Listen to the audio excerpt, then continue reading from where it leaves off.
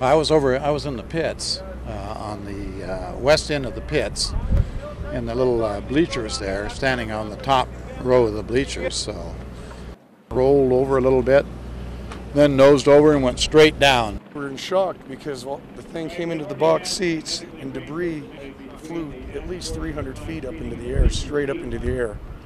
Debris and there was no flame. It just hit and popped and went straight up. It's very sad. Our hearts and prayers go out to everybody that was injured or lost their lives today. It's a tragic. The air races is a very big event in northern Nevada, and it's one of our special events. And so it's a very tragic day for us. Hey guys, I'm going to step aside because the conference is just about to start. Take a listen. We're going to start the way it's going to go. We're going to have all the city officials and state officials talk. It's inconceivable that this community has been struck by tragedy once again. It's almost 2 months to the day since the Collin fire. The Ray May fire, still burning south of Gardnerville, has triggered another kind of fire in the hearts of the community, a burning desire to help. The flames were just shooting up, and you could just see the whole hillside. And I said, oh my God. Uli Morgan saw the billowing smoke all the way from Minden, where she works at Gourmet Baking. Morgan felt compelled to bring the firefighters a treat to say thanks. The ties to the fire hardly end there. The owner of this Gardnerville 7-Eleven has his son on the front lines fighting the fire, and his customers are feeling it too. With more on that, Andrew. Yeah, Shelby, we are a little bit less than an hour and a half away from that documentary airing on News 4 and all local TV stations. So right now the trained counselors just finished an orientation. And of course, the whole point of the documentary is to educate the public about the truth about methamphetamine, as well as to offer assistance and reach out for help. So you're looking at about 23 phones in here, 23 trained counselors standing by, waiting to talk to anyone who might need help. That could be someone who is currently taking that destructive drug. Inside this small call center laid a huge task. 23 phones manned by trained counselors with one goal: be there for those who call and offer support how they or their loved ones can fight meth's cruel addiction on the human body. I think that many people are thinking about wanting to get some help and don't know really how to go about it. Evaluation centers. Call center director Debbie Grant Reed trained her volunteers prior to the 7:30 p.m. airing of the 5th anniversary special of Crystal Darkness.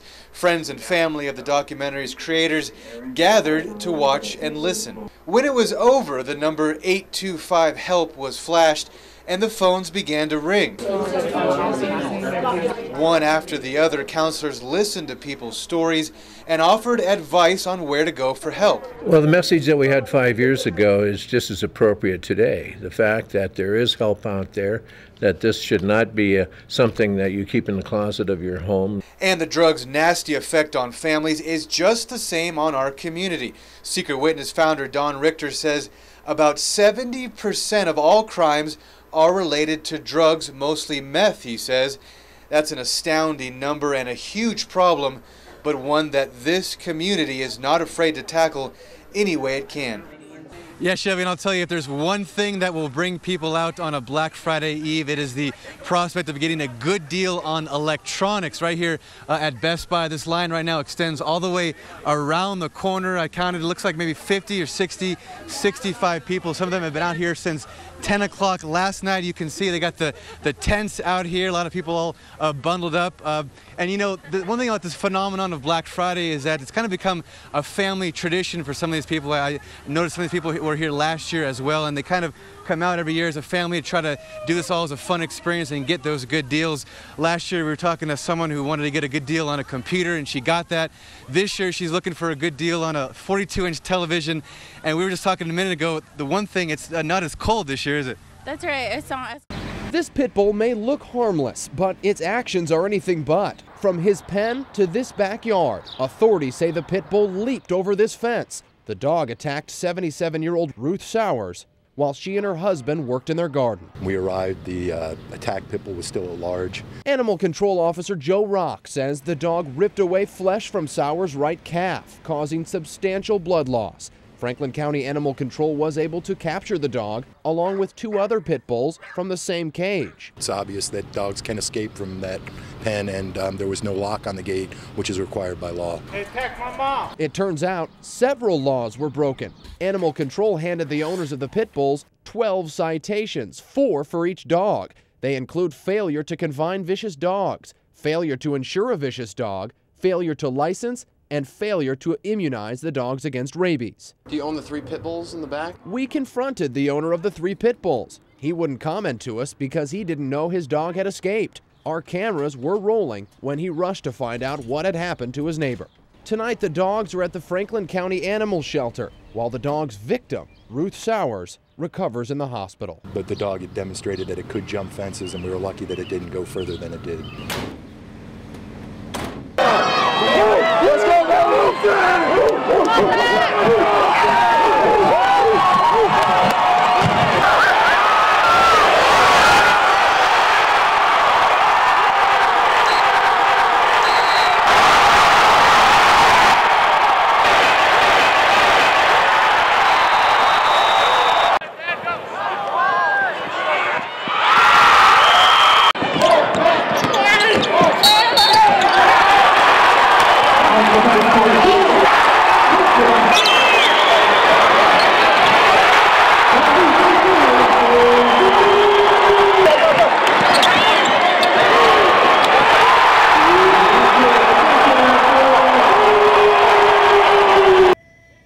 Trying to play a game here. Well, this game is tennis ball. Oh! Kind of sport that me and my friends invented. I pick teams. You guys ready? We'll take Nick. Nick! I'll take Adam. Past couple of years, we've had an opening day.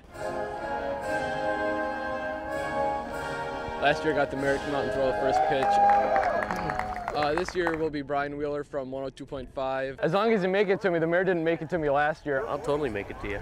We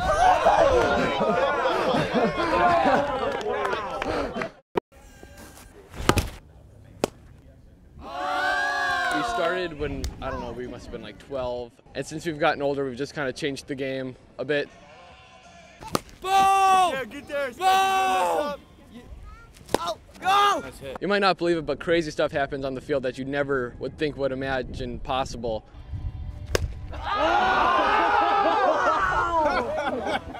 Number one thing that factors tennis ball is the wind. Run! If the wind's blowing out, we've had games up in like 30s. Next year I'll be going to UWS for college, so hopefully we can still play, but depending on where all my friends go to college, who knows, but also we've got a good junior class for next year, so we'll see what happens. Ah, boy, Bill! We invite you all to sit back, have a seat, and get comfortable, everybody. For 57 years, crowds have flocked to Spooner, Wisconsin to watch cowboys and cowgirls ride bucking broncos, barrel race, and rope calves. I love it. I enjoy it, so it keeps me busy. The Heart of the North Rodeo is a summertime staple here in Spooner, but as any cowboy or cowgirl will tell you, there's a lot of work to do before the big show. You have to be pretty committed to do it. Yeah. Barrel racers Stephanie Elliott and Ashley Forehand arrive hours before the rodeo starts to get their horses brushed and saddled and to mentally prepare. I like to get in the arena and practice my horse, let him feel the ground, let him just get to, because I mean, every rodeo is different, the ground's different, and just good to get him in there and get him worked, and then I usually, if it's hot like today, I get him cooled off. I like to focus, look at my pattern, go through everything, make sure my horse is doing okay. Their best friend Mariah Berg I'm a country girl at heart. Doesn't compete, but is part of the grand entry, and she's there to help when needed. I do everything I can, help them get their horses ready, bring equipment, whatever I can do for them. I want to be there for them and support them as well. So. Elliott and Forehand are rookies to the rodeo circuit and say the schedule can be tough. They often drive 5 to 6 hours for a competition. I started out in like Bram, Merrill, Medford, Cherokee, Iowa. We actually were in Hamill last night for a rodeo, and coming out of first, my horse pulled my shoulder out of the socket, so. You're still going tonight? Yes, of course. After the sunset in Spooner, these cowboys and cowgirls eagerly headed off to another town and another rodeo to thrill the crowd once again. We see great grandmothers having a ball, we see little kids having a ball, and college kids having fun. When that happens every night, I forget that I haven't been back to my house in 6 months. I've been around horses since I was a little girl, and I'm at so many that it's kind of fun to be involved this time. Well, I hope to be doing this till I am old. Every night's a dream come true in the rodeo business.